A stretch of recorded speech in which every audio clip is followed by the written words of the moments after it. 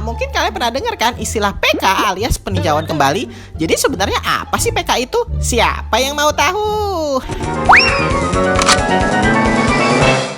Ternyata ketika sebuah kasus sudah ditetapkan putusannya, bukan berarti kasus itu kelar begitu aja. Kalau ternyata keputusan hakim masih nggak sesuai sama harapan, kasus akan dilanjutkan dengan naik banding, kasasi, hingga langkah terakhir yakni peninjauan kembali. Mekanisme banding, kasasi, dan peninjauan kembali ini adalah upaya hukum di Indonesia untuk memberikan ruang bagi siapa saja untuk mencari keadilan. Misalnya, seorang terpidana maling ayam divonis bersalah oleh hakim di pengadilan tingkat pertama. Kalau benar-benar merasa tidak pernah mencuri ayam, ia bisa mengajukan protes atau banding ke pengadilan tingkat 2. Terus misalnya nih, si terpidana di pengadilan tingkat 2 masih tetap dihukum, maka ia masih bisa mengajukan protes lagi terhadap putusan hakim tersebut ketika Mahkamah Agung atau biasa disebut kasasi.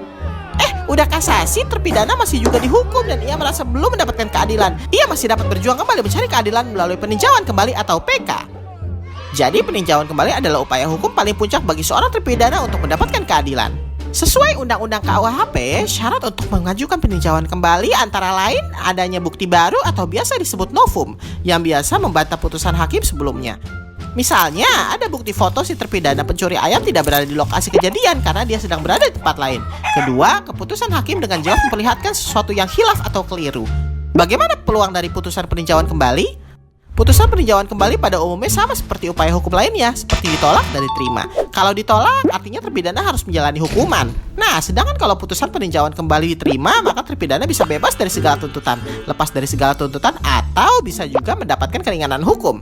Dan yang perlu diingat, semua proses hukum tadi adalah untuk mencari keadilan, bukan upaya mencari keringanan. Apalagi buat kong kali kong cari kebebasan. Hehe.